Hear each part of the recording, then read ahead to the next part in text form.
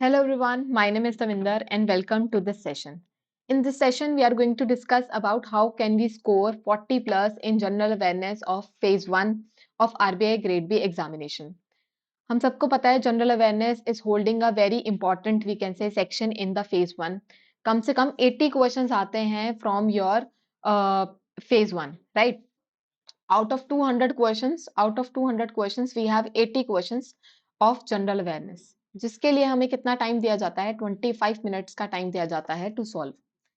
अब many of the students do not have, we can say, they fear of this general awareness section, और उनके पास एक अच्छी guide भी नहीं है, एक अच्छा डायरेक्शन भी नहीं है that in which they can prepare for this general awareness.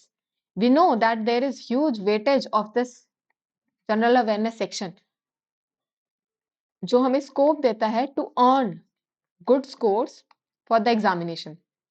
But still, students are not able to score well in the general awareness. Why? Because they do not have direction and they have a lot of fear also.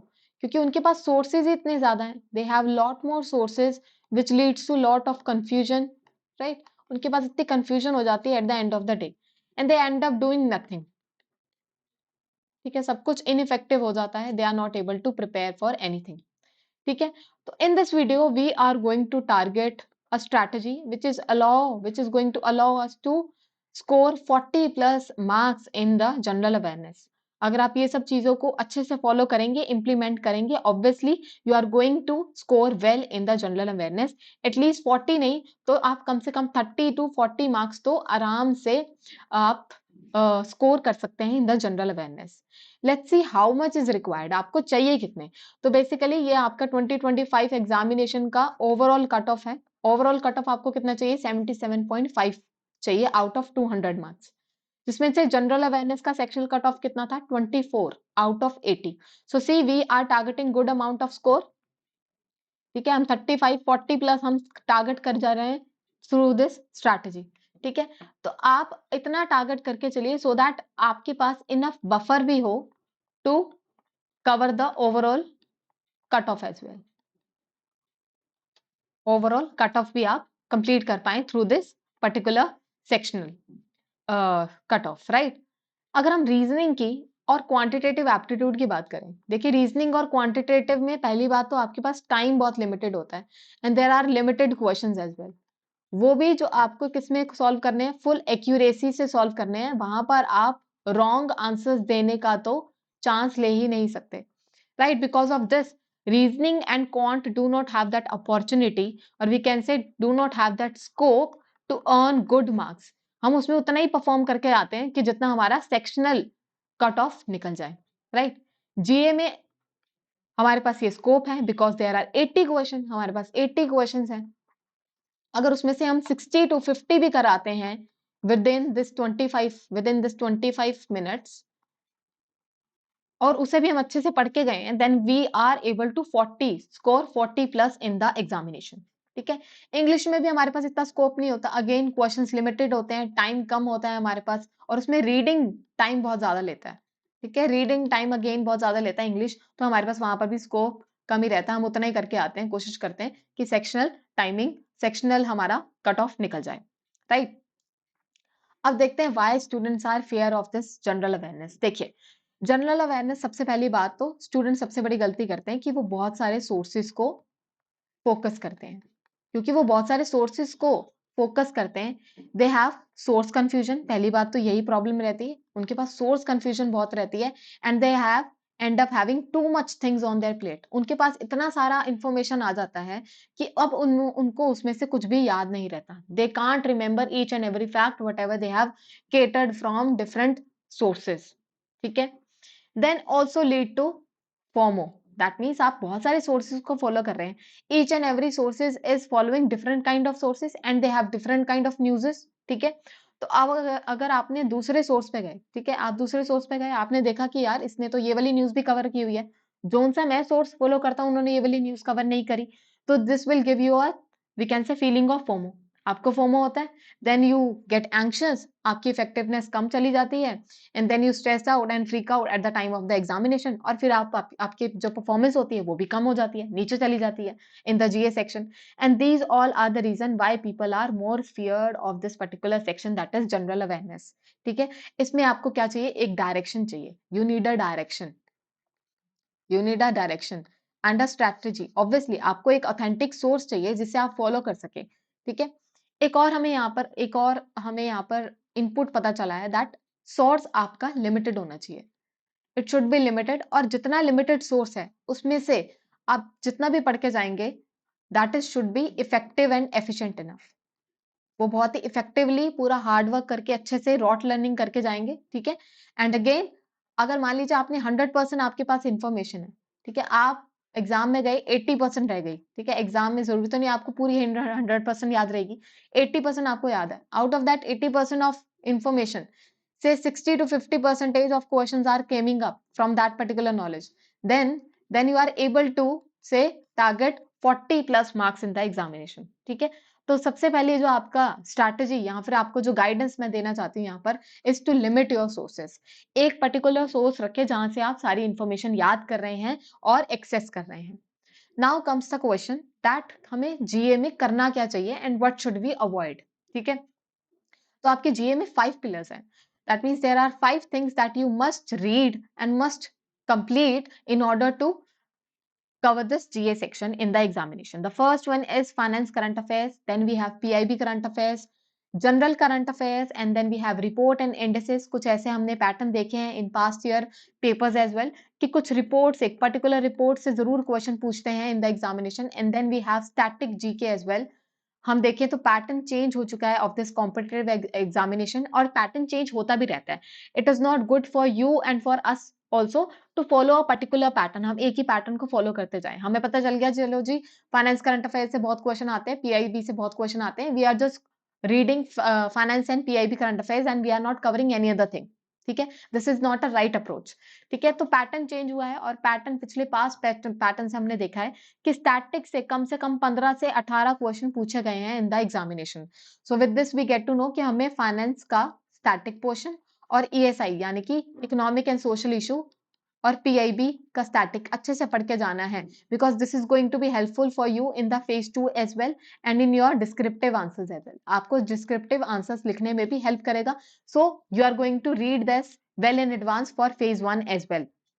ठीक है, तो static भी आपके पास एक नया scope आ गया है in the जीए। ठीक है, तो ये आपके पास 5 चीजें हैं जो आपको पढ़नी है। अब इनमें भी क्या क्या पढ़ना है that we are going to discuss. तो फाइनेंस करंट अफेयर्स की बात करें, फर्स्ट ऑफ ऑल इसमें सबसे इंपॉर्टेंट सोर्स जो है आपको लेना है that is RBI website. RBI website पे सारे जितने भी इनिशिएटिव्स होते हैं जो आरबीआई निकालती है, that is being listed in various sections of the RBI website. से नोटिफिकेशन पे सारे circulars आते हैं, circulars and press releases, all things are updated by the RBI on a daily basis.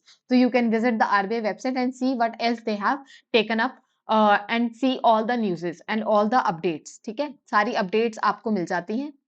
Then we have MPC. RBI की MPC meet is very important. This is a kind of meeting that is being held by the Monetary Policy Committee bi-monthly. Bi-monthly ये conduct की जाती है, and generally इसमें major initiative लेता है RBI। तो ये भी कमेटी बहुत ज्यादा इंपॉर्टेंट हो जाती है for the examination. At least latest two MPC meet जरूर पढ़ के जाएंगे for the examination, for the general awareness. Basic question पूछे जाते हैं in the examination. Then we have major reports of the RBI. कुछ ऐसी रिपोर्ट्स हैं आरबीआई की which are being release annually और बाय एनुअली। एनुअली भी निकलती हैं, बाय एनुअली भी निकलती हैं। कौन कौन सी रिपोर्ट्स हैं? The annual report of the RBI, financial stability report, banking trends report and the RBI's annual report on ombudsman scheme report।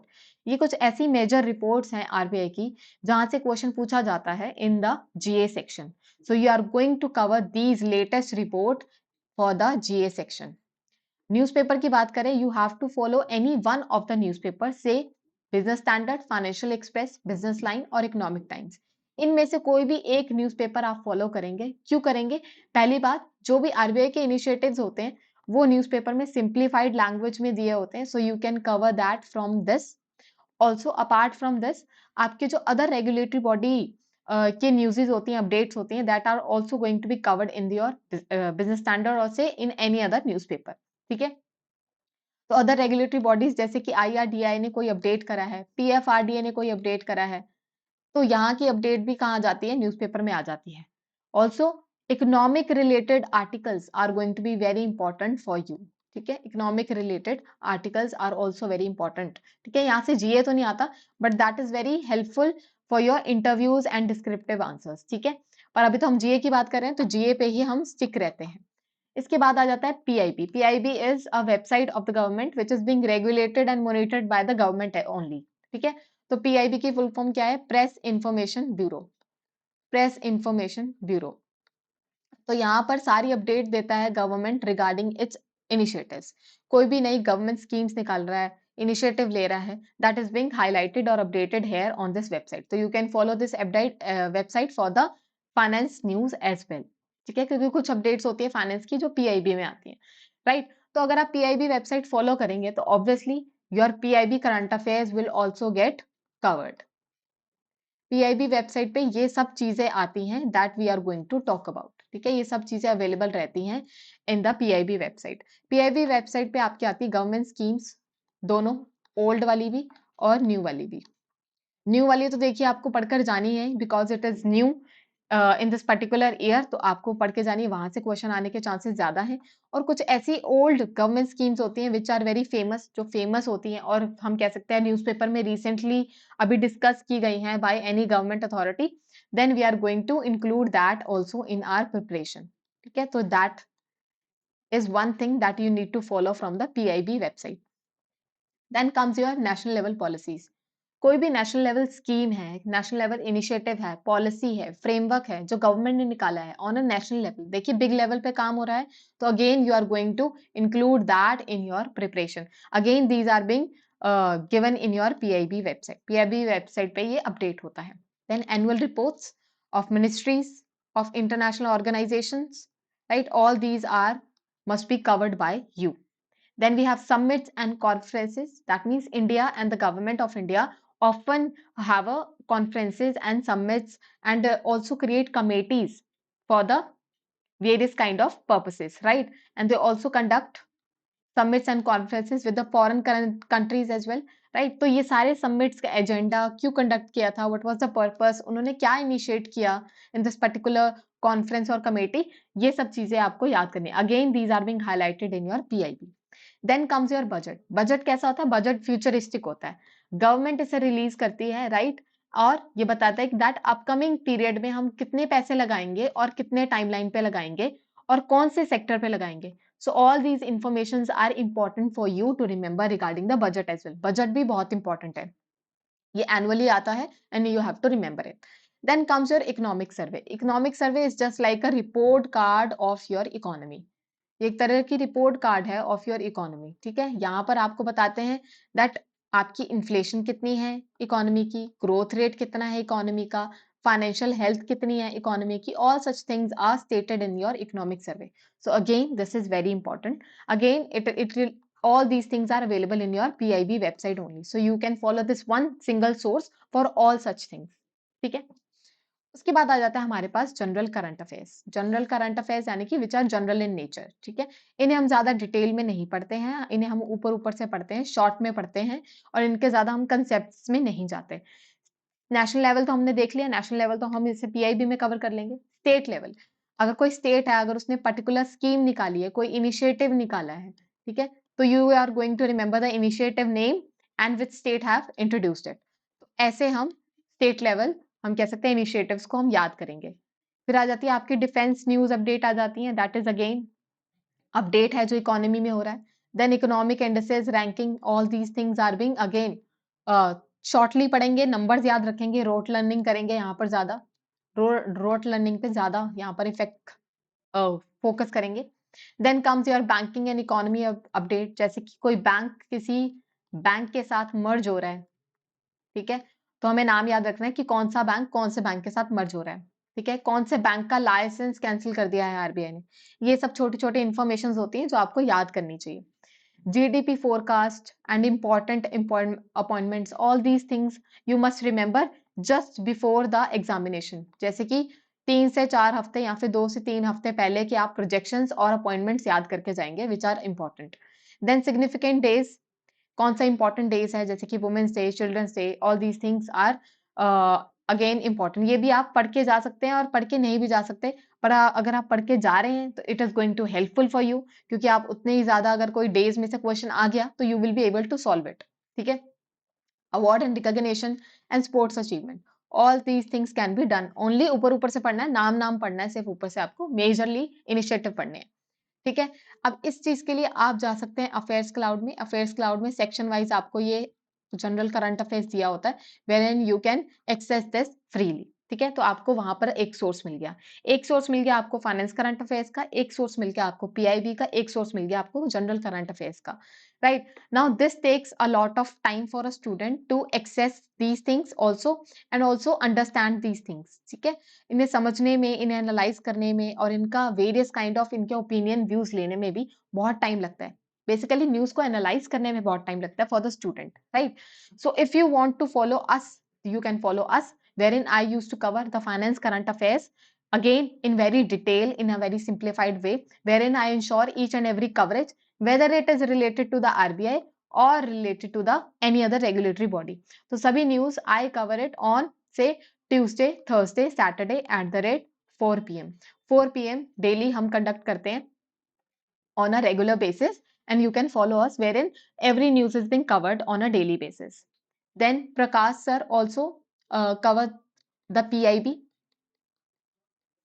Okay, Prakash sir also cover the PIB again on Monday, Wednesday, Friday at 4 p.m. So again it is being covered by the PIB, and for the general current affairs you can follow the Pushpak sir. Pushpak sir cover each and every, we can say, current affairs on a daily basis. On a daily basis. Monday, Wednesday, Friday at 9 a.m. So you can follow us. So under one single roof, you are following all such things. So you have one place you can visit wherein all your current affairs will be resolved. तो आपकी सारी tension जो होगी current affairs की वो हम resolve कर सकते हैं at a one single place, right? Then आपको ये पता चल गया क्या कवर करना है, कहाँ से कवर करना है, आपको ये भी पता चल गया, and how much you need to cover. तो उसके लिए for the finance and the PIB you are going to cover 4 to 6 months of current affairs. आपको 4 से 6 months के करंट अफेयर्स कवर करने हैं, right? And the person who is preparing for the 6 months, obviously they will get benefited and they would have a competitive advantage in the examination, right? So it ranges between 4 to 6, मतलब कि कम से कम आपको 4 months का तो करना ही करना है, and maximum you can cover it up to 6 months. This is for both finance and PIB, दोनों के लिए ही आपको कवर करना है। Then comes your general current affairs. General current affairs आपको एग्जाम से 3 से 4 महीने वाला पहले वाला ही कवर करना है, latest, right? Again that is should be based on the rote learning. आपको रॉट लर्निंग करनी है, ज्यादा कंसेप्ट्स में नहीं घुसना। यहाँ पर जो आपकी लर्निंग होगी दैट वुड बी डिटेल्ड होगी और कंसेप्चुअल भी होगी, right? So this is how you are going to cover the current affairs, right?